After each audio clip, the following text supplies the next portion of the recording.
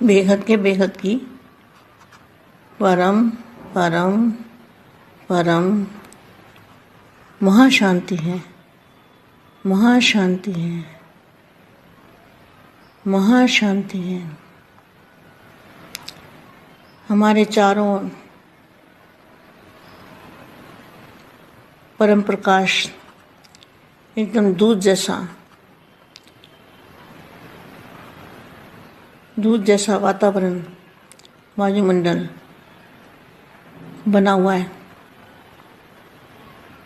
और उसके अंदर बेहद के दादाजी को आत्म स्वरूप में हम रह के देख रहे हैं और बेहद के दादाजी के मस्तक से बेहद की चुंबकीय शक्ति हमारे मस्तक में आ रही है और हमारी आत्मा के अंदर आत्मा को भरपूर कर रही है। वो पावर से हमारी आत्मा भरपूर हो रही है। ऐसा महसूस करना है बेहद के बच्चों को और ये हमेशा महसूस करते रहना है।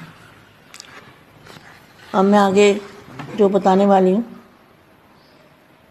ऐसे श्रेष्ठ तकदीरवान बेहद के बच्चे क्या है? श्रेष्ठ और तकदीरवान, सदा सर्व खुशियों के खजाने से संपन्न। खुशी का खजाना क्यों मिला है? क्योंकि जिस भगवान को दुनिया ढूंढ रही है और आप उससे मिलन बना रहे हो, तो कितनी खुशी होनी चाहिए। सदा खुश रहना है और सर्व को सदा खुश करना है।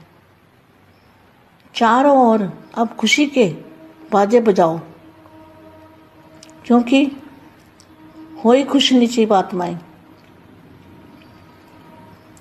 ऐसे श्रेष्ठ तकदीरवान, सदा सर्व खुशियों के खजाने से संपन्न, सर्व को सुख का रास्ता बताने वाले, माता सुखदाता, सदा सर्व के संकट मोचन, विघ्न विनाशक, ऐसी श्रेष्ठ आत्मा को, बेहद की सेवाधारी आत्मा को, बेहद की सेवाधारी माँ का याद प्यार और नमस्ते। आज मैं ये बता रही हूँ, आज मैं ये पढ़ रही हूँ जो वाणियों के अंदर सबसे पहले लिखा हुआ है पेज पे, हेडिंग, जिसको सूचना भी कहेंगे। तो इसमें क्या लिखा है? अविनाशी और अनमोल खजाना इस वाणियों में दिया हुआ है। अविनाशी और अनमोल खजाना इन वाणियों के अंदर है। उससे मिलने वाले अपार सुख का हम कैसे वर्णन करें। आत्मा के लिए उस खजाने में सर्व प्राप्तियां समाई हुई है। इन अव्यक्त महावाक्यों को पढ़ते पढ़ते अथवा सुनते सुनते ही आत्मा को ऐसा अनुभव होता है कि वह देह से न्यारी और शांति से शीतल हो रही है।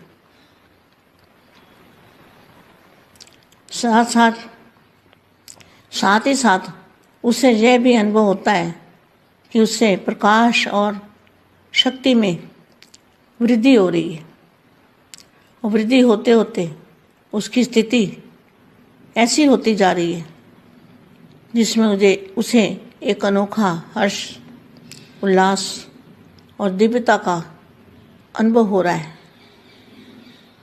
चाहे आसपास के वातावरण में लोग बैठे हों और चहल पहल भी हो रही हो, परंतु महावाक्यों को पढ़ते पढ़ते उसे एकांत तथा मधुर अवस्था का आभास होता है, जिसमें वह समा जाना चाहता है। माना पढ़ते पढ़ते सुनते सुनते निसंकल्प अवस्था हो जाती है। तो निसंकल्प अवस्था में आत्मा क्या चाहती है? बस मैं निसंकल्प अवस्था में समा जाऊं। वाणियों के अंदर बहुत कुछ खजाने हैं, हीरे मोती हैं और खजाने भरे पड़े हैं, जिन खजानों को हम ढूंढते हैं और बच्चों को ढूंढ ढूंढ के देती हूँ मैं। कलयुग के इस दौर पे फिर हल और बल की प्राप्ति, हल और बल की प्राप्ति। हल माना हर चीज़ का हल, कोई भी विघ्न हो उसका हल है इसमें, और बल भी मिलता है। तो कलयुग के इस दौर में माया का प्रभाव प्रबल है, परंतु निश्चित जानिए कि इन अव्यक्त वाणियों में दुर्बल से दुर्बल आत्मा को भी इतनी शक्ति वरदान में मिलती है, वरदान की इतनी शक्ति का वरदान देने की क्षमता है कि वह माया के वार की सफलतापूर्वक रीति से सामना कर सके। माया का कोई भी रूप ऐसा नहीं है जिससे छुटकारा पाने के लिए इन वाणियों से हल और बल न मिले। मनुष्य आत्मा के ऐसे संस्कार जिनसे उसे अशांति मिलती हो, इन अव्यक्त वाणियों के अध्ययन से वो मिटने लग जाते हैं, मिटने शुरू हो जाते हैं। इन वाणियों के अंदर इतना बल मिलता है। वास्तव में इन अव्यक्त वाणियों से एक नया जीवन मिलता है। ऐसा अनुभव होता है कि आत्मा को जो अनादि निर्मल स्वरूप, आत्मा का जो अनादि निर्मल स्वरूप, अनादि स्वरूप तो निराकार स्वरूप था ना। अनादि माना जहाँ आवाज़ नहीं है, अनाद माना जहाँ आवाज़ नहीं है। अनादि निर्मल स्वरूप और शांत सुधर्म है। आत्मा उसमें स्थित हो गई है। पुराने जीवन के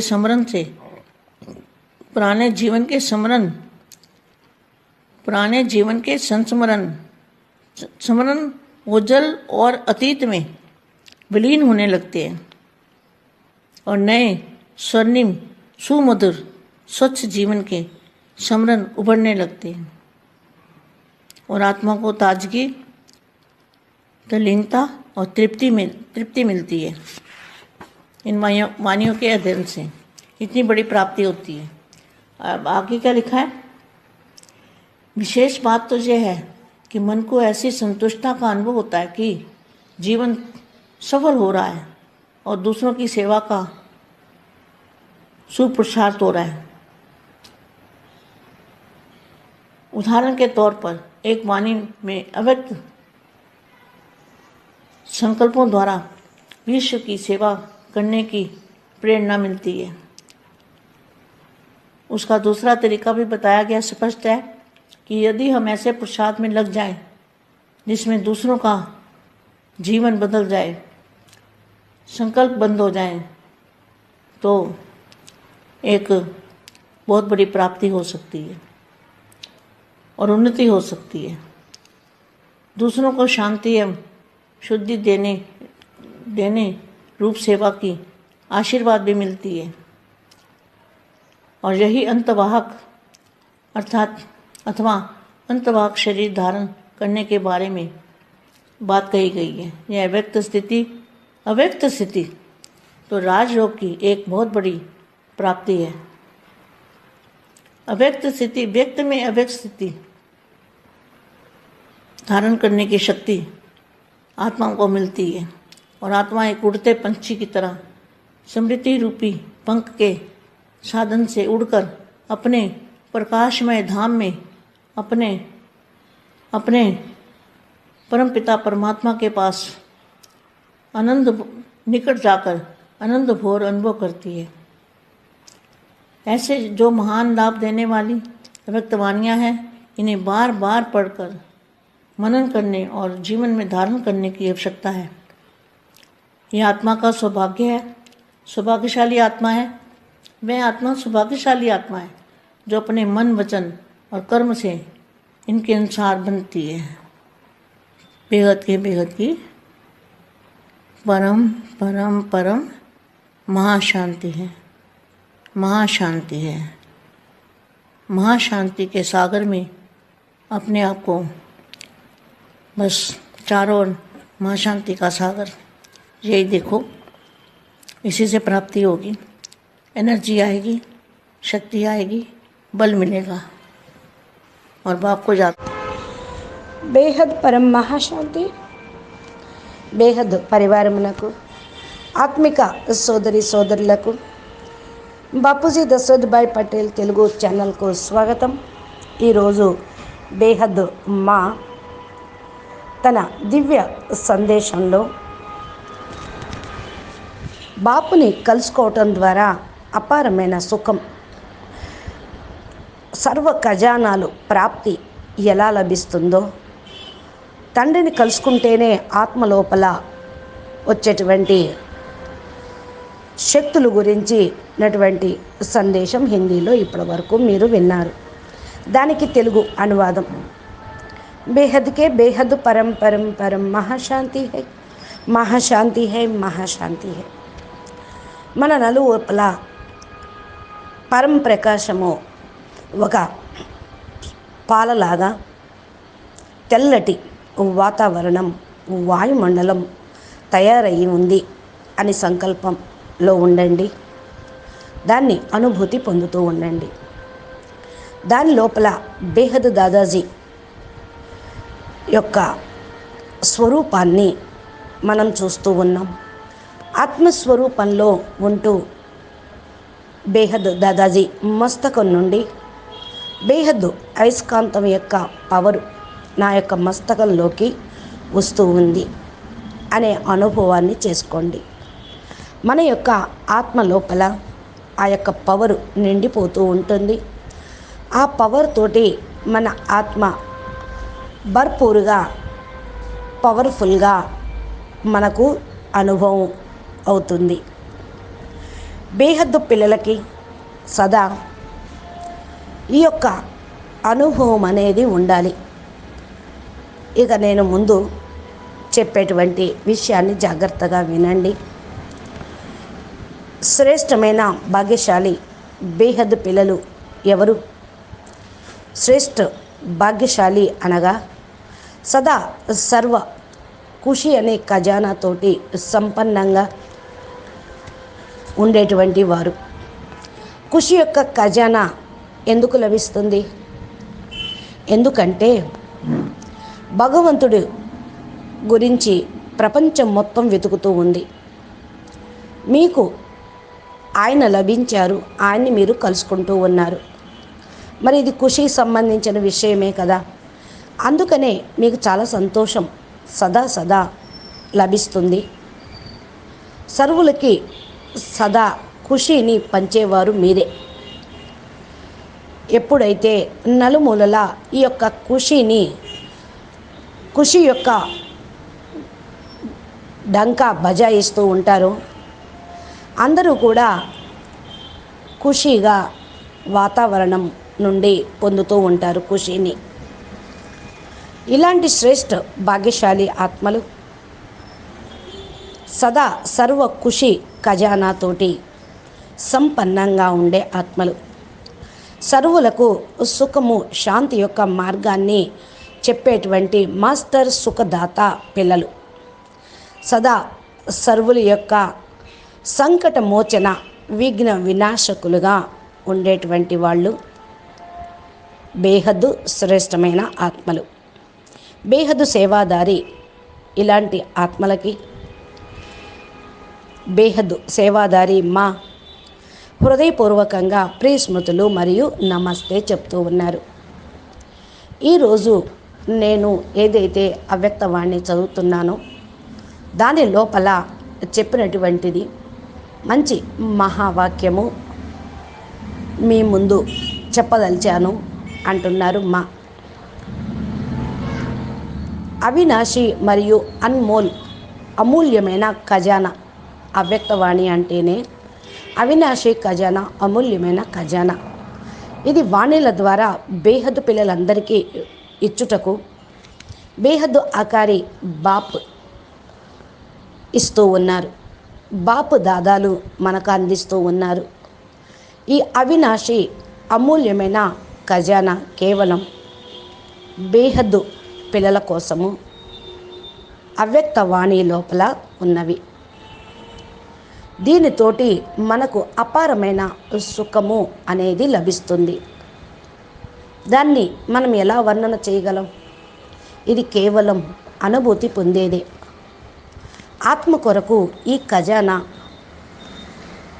అన్నిటినీ కూడా ఇప్పిస్తూ ఉంటుంది. ఖుషి జైసా ఖురాక్ నయ్యే అంటారు కదా. ఖుషీగా ఉంటే అన్నీ ఆటోమేటిక్గా ప్రాప్తిస్తూ ఉంటాయి. ఈ యొక్క మహావాక్యాలు అవ్యక్తవాణిలను చదువుతూ వింటూ ఉంటే ఆత్మకు దేహానికి అతీతమైనటువంటి స్టేజ్లో శాంతి మరియు శీతలత అనుభవం అనేది అవుతూ ఉంటుంది. దీనితో పాటు పరం ప్రకాశము మరియు శక్తి కూడా బుద్ధి లోపలికి అనుభవం అవుతూ ఉంటుంది. ఆ పరం ప్రకాశాన్ని, శక్తిని వృద్ధి చేసుకుంటూ ఆ స్థితిలోకి మీరు వెళ్తూ ఉండాలి. ఇది ఒక అనోక అంటే విశేషమైన ఖుషి, ఉల్లాసము మరియు దివ్యత యొక్క అనుభవము. దీని చుట్టూ అలాంటి వాతావరణము మీ దగ్గర ఉన్నది అని సంకల్పం చేస్తూ, సంకల్పం అంటే ఊహించిన అది మీ దగ్గరికి వస్తూ ఉంటుంది. మీరు దాన్ని ఫీల్ అవుతూ ఉండాలి. ఏకాంతంలో కూర్చొని ఈ మహావాక్యాలు చదువుకోండి, వినండి. మీ యొక్క స్టేజ్ చాలా మధురంగా ఉంటూ ఉంటుంది, ఆనందంగా ఉంటూ ఉంటుంది. మీ లోపలికి ఆ ఆనందము, సుఖము, ఖుషి అనేది నిండిపోతూ ఉంటుంది. చదువుతూ వింటూ మీరు నిస్సంకల్ప స్థితిలోకి వెళ్ళిపోతారు. నిస్సంకల్ప స్థితిలో ఆత్మకు పరం శక్తి, పరం ప్రకాశము వస్తుంది. ఈ నిస్సంకల్ప స్థితిలో మీరు ఎప్పుడైతే ఇమిడిపోతూ ఉంటారో చాలా శక్తిశాలిగా అన్ని ఖజానాలను మీరు పొందినట్లు ఫీల్ అవుతారు. వజ్రాలు, ముత్యాలు, ఇంకా ఖజానా యొక్క బండార నిండుగా అయిపోతూ ఉంటుంది. మనం దీనికోసమే ఎక్కడెక్కడో వెతుకుతూ వచ్చాం. పిల్లలు తండ్రి కోసం వెతికారు, జ్ఞానం కోసం వెతికారు, సుఖము, శాంతి, పరం శాంతి, ఆనందం కోసం వెతికారు. ఈ కలియుగంలో అవన్నీ ఏ వ్యక్తి ద్వారా, ఏ ఋషి సంప్రదాయం ద్వారా, ఏ ధర్మం ద్వారా ఎవ్వరికీ లభించవు. కేవలం ఒక్క బేహద్ బాపూజీ, దాదాజీ ద్వారానే లభిస్తూ ఉంటుంది. ఇది ఇవ్వటానికే బాపు భూమి మీదకి సాకార రూపంలో అవతరించారు. భలే మీ దగ్గర ఏ విఘ్నాలు వచ్చినా సరే దీనికి సమాధానము ఈ యొక్క పరం జ్ఞానము, పరం శక్తి ఇస్తూ ఉంటుంది. ఏ సమస్య అయినా సరే తొలగిపోతుంది. ఇదే ఆత్మబలము, ఆధ్యాత్మిక బలము, మనోబలాన్ని పెంచుతూ ఉంటుంది. కలియుగంలో ఈ మాయ ప్రపంచంలో మాయ యొక్క ప్రభావము బేహద్దు పిల్లల దగ్గర పైన, జ్ఞాని ఆత్మల పైన పడదు. ఇది మీకు ఎంతంత పూర్తి నిశ్చయం ఉంటుందో అంతంతగా డబల్ పెరిగిపోతూ ఉంటుంది. ఈ యొక్క అవ్యక్తవాణిలోని మహావాక్యాలు ఎంత దుర్బలమైన ఆత్మలకైనా సరే శక్తిని వరదాన రూపంలో ఇస్తూ ఉంటుంది. ఈ అవ్యక్తవాణిల ద్వారా ఈ వరదానం అనేది తప్పకుండా లభిస్తుంది. ఇంత వరదాని శక్తి, క్షమత అనేది జ్ఞానం ద్వారా లభిస్తుంది. మాయతోటి యుద్ధం చేసిన సఫలతాపూర్వకంగా మీకు విజయమే లభిస్తుంది. మాయ ఏ రూపంలోనూ మిమ్మల్ని దుఃఖపెట్టదు, హింసించదు. మాయ నుండి మీకు విముక్తి పొందాలి అంటే ఈ అవ్యక్తవాణిలే మనకు బలం. హలం అంటే నివారణ, సమస్యలకు నివారణ. మానవాత్మలైతే ఎలాంటి సంస్కారాలు కలిగి ఉంటారు, నమస్తే. అందుకనే అశాంతి వాళ్ళకి లభిస్తూ ఉంటుంది. संगम युग को అవ్యక్తవాణి అధ్యయనం नव తోటి युग भी कह सकते हो। అశాంతిని तो संगम युग తొలగించుకోగలుగుతూ कब से ఉంటారు। होता है? जब से दादाजी ఈ అవ్యక్తవాణి और లోపల बच्चों का मिलन ఎంత होता బలం है, ఉన్నది అంటే उसको कहेंगे संगम युग। అవ్యక్త స్టేజ్కి क्योंकि सब कुछ చేరుకొని नया हो ఆత్మ जाता है, బలాన్ని वायुमंडल भी नया, ఆత్మశక్తిని संस्कार भी नए, తోటి శారీరక ज्ञान भी శక్తిని नया, కూడా दुनिया పొందేటువంటి भी नई और మార్గం परिवर्तन भी नया। లభిస్తుంది। వాస్తవంగా ఈ అవ్యక్త వాణిల పరివర్తన నుండి मतलब మీకు కొత్త हमारा జీవితం स्थूल లభిస్తుంది, स्थूल शरीर అనుభవం కూడా परम అవుతూ प्रकाश में ఉంటుంది।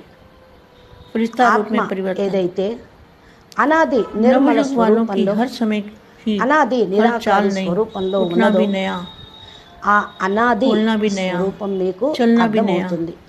जिसको कहते हैं नया, అనాది అంటే నాదము अर्थात లేని, अलौकिक। అక్కడ ధ్వని అనేది లేనే लौकिक లేదు। माना पांच तत्व और अलौकिक माना అనాది पांच నిర్మల तत्वों से परम స్వరూపం तत्व। అంటే परम పరం लाइट में శాంతి స్వరూపం नई वैसे స్వధర్మం। स्थिति हो गई, ఆత్మ बातें भी नई, मिलना దీనిలో भी नया, స్థిరంగా అయిపోతే सब नया। పాత జీవితం कैसे సమాప్తమవుతుంది। बापू जी को चिक्कुलु, मिलना नया कैसे हुआ? స్థూలము नया హద్దు माना నుండి అతీతంగా अव्यक्त रूप में मिलना, అయిపోతారు। फरिश्ता रूप में मिलना, కొత్త స్వర్ణిమ हमेशा సుమధురమైన बुद्धि से స్వచ్ఛమైనటువంటి दादाजी को साथ జీవితం तो ये नया మీకు मिलना हो गया ना? లభిస్తుంది। ఆత్మను मिलना भी नया, सब नया। కాలాతీతంగా देखेंगे तो भी आत्मा आत्मा को देखेंगे, తయారు చేసుకొని देखेंगे तो भी తృప్తి आत्मा చెందేటువంటి आत्मा को देखेंगे। సమయము पहले ఛాన్స్ शरीरधारी शरीर మీకు को देखते थे, లభిస్తుంది। अब आत्मा को వాణిల देखते हैं। యొక్క అధ్యయనం తోటి तो पहले ఇంత संपर्क గొప్ప में आते ప్రాప్తి थे, ఉంది। तो कई ఇంకా అవ్యక్తవాణిలోనే आते थे। అవ్యక్తవాణి గురించి చెప్పారు। अभी भाई भाई की दृष्टि से ఏమిటి संपर्क అంటే में आते हो, अभी बाप के మీ साथी बन మనసుని गए। సంతృప్తి पहले लोग పరిచేది, की साथी थे, ब्राह्मणों की సంతుష్టత भाषा भी नहीं, గుణాన్ని తెచ్చేది, आपकी भाषा दुनिया वाले జీవితాన్ని नहीं समझ సఫలీకృతం सकते, చేసేది आपकी भाषा అవ్యక్తవాణి दुनिया యొక్క वाले పఠనం, नहीं అవ్యక్తవాణి యొక్క అర్థాలు। सिर्फ ये बातें ही भी बोलते हो ఇతరుల సేవకు కూడా कि भगवान आया है, మీరు పురుషార్థం तो भी आश्चर्य खाते हैं, దీని ఆధారంతో చేయగలరు। कहते हैं कि क्या बोलते ఉదాహరణగా हो, तो आपकी ఒక सब बातें नहीं అవ్యక్తవాణిలో సంకల్పాల इसलिए ద్వారా हर విశ్వసేవ దీని యొక్క अपने में ప్రేరణ మీకు भी లభిస్తూ नवीनता ला। ఉంటుంది। जो एक ఇంకొకటి सेकंड నేను पहले చెప్తూ ఉన్నా, अवस्था थी, స్పష్టంగా सेकंड नहीं, పురుషార్థం उससे आगे। పెరగటానికి किसी ఆధారమే को कहा जाता है అవ్యక్తవాణి। फास्ट पुरुषार्थ, దీనితోటే जो कभी चढ़ती మీ कला में, జీవితం పరివర్తన అవుతుంది, कभी ఇతరుల रुकती कला జీవితం में। కూడా మారిపోతుంది। उनको नंबर वन पुरुषार्थी మీకు नहीं అనేక कहेंगे, రకాల ఆలోచనలు नंबर కూడా वन पुरुषार्थ ఆగిపోతాయి। की निशानी है। हर ఇది सेकंड, हर అన్నిటికంటే संकल्प, గొప్ప ప్రాప్తి। चढ़ती कला। ఎందుకంటే సంకల్పాలు చేస్తూ ఆలోచనలు వస్తున్న కొద్దీ अभी एक మానసిక सेकंड के స్థితి, बाद जो एक सेकंड ఆత్మిక पहले స్థితి, अवस्था थी, పవరు दूसरे పూర్తిగా सेकंड అంతా డౌన్ उससे అవుతుంది। भी సంకల్పాలు आगे, బంద్ అయిపోయినాయి चढ़ती అనుకోండి, कला। ఎనర్జీయే सदा కదా, आगे बढ़ते ఇది रहना। గొప్ప ఖజానా అన్నట్లు। ब्रह्म जीवन సంకల్పాల का कार्य ఖజానాని है बढ़ना और పొదుపు చేసేది, बढ़ाना। నిలిపేది కేవలం आपकी चढ़ती कला में అవ్యక్తవాణిలు। सर्व का भला, ఇతరులకు కూడా चढ़ती कला శాంతి तेरे శుద్ధి भाने सबका भला, ज्ञान तोटी, सूर्य उपजा अज्ञान अंधेर विनाश। సేవ కూడా इतने जिम्मेवारी है చేయగలుగుతారు। आप सबके ఇతరుల ऊपर। నుండి ఆశీర్వాదాలు కూడా మీకు పరిరక్షణ। లభిస్తాయి। ఇది అంతర్వాహక మరియు సూక్ష్మ శరీరాన్ని ధారణ చేసి సూక్ష్మ శరీరంతో కూడా సంకల్పాల సేవ, మనస సేవ संगम युग को అనేది नव युग చేయించేది भी कह అవ్యక్తవాణి। सकते हो। అవ్యక్త तो స్థితిలో संगम ఉంటూ युग कब से होता है? जब से दादाजी రాజయోగం చేస్తూ ఉంటే और ఈ बच्चों का मिलन గొప్ప होता है, ప్రాప్తి మీకు उसको తప్పకుండా कहेंगे संगम। లభిస్తుంది। क्योंकि सब कुछ వ్యక్తంలో అవ్యక్త नया हो స్థితిని जाता ధారణ है, చేసేటువంటి శక్తి वायुमंडल भी नया, ఆత్మ కూడా లభిస్తుంది। संस्कार भी नए, ఆత్మ ఒక ఎగిరిపోయే ज्ञान भी नया, పక్షిలాగా दुनिया भी नई और परिवर्तन भी नया। స్మృతి స్వరూపంగా జ్ఞానము యోగం అనేటువంటి పరివర్తన రెక్కలతోటి हमारा సాధన स्थूल చేస్తూ शरीर ఎగిరిపోయే విధంగా చేసేదే परम అవ్యక్తవాణి। प्रकाश में తమ फरिश्ता रूप में ప్రకాశమైనటువంటి ధామంలోకి नवयुग वालों బేహద్దు की हर పరమపిత समय పరమాత్మ की దగ్గరికి हर चाल नई, उठना भी नया, చేర్చేది बोलना भी नया, चलना भी ఈ యొక్క नया, జ్ఞానం। जिसको कहते हैं नया। దీనితోటి ఆనందం अलौकिक। అనేది అనుభూతి అవుతూ ఉంటుంది। लौकिक माना पांच ఏదైతే तत्व గొప్ప లాభం और अलौकिक ఇచ్చేటువంటి माना అవ్యక్తవాణి पांच ఉన్నాయో तत्वों से परम तत्व में మాటి परम लाइट మాటికి में చదివి మరణ नई చింతన वैसे చేస్తూ ఉంటే स्थिति हो गई, జీవితంలో बातें भी नई, मिलना भी नया, ఇంకేమీ అవసరం అనేది ఉండదు। सब नया। कैसे आत्मा बापू जी को मिलना సౌభాగ్యశాలి नया कैसे ఆత్మగా हुआ? नया माना अव्यक्त रूप में मिलना, फरिश्ता रूप में मिलना और हमेशा बुद्धि से दादाजी को साथ रखना, तो ये नया मिलना हो गया ना। मिलना भी नया, सब नया। देखेंगे तो भी आत्मा आत्मा को देखेंगे, देखेंगे तो भी आत्मा आत्मा को देखेंगे। पहले शरीरधारी शरीर को देखते थे, अब आत्मा को देखते हैं। तो पहले संपर्क में आते थे तो कई भावना से आते थे, अभी भाई भाई की दृष्टि से संपर्क में आते हो। अभी बाप के साथी बन गए।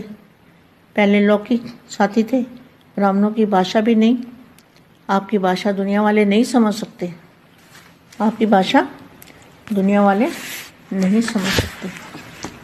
सिर्फ ये बातें ही भी बोलते हो कि भगवान आया है, तो भी आश्चर्य खाते हैं, समझते नहीं, कहते हैं कि क्या बोलते हो, तो आपकी सब बातें नहीं हैं। इसलिए हर सेकंड अपने में भी नवीनता लाओ। जो एक सेकंड पहले अवस्था थी, वह दूसरे सेकंड नहीं, उससे आगे। इसी को कहा जाता है फास्ट पुरुषार्थ।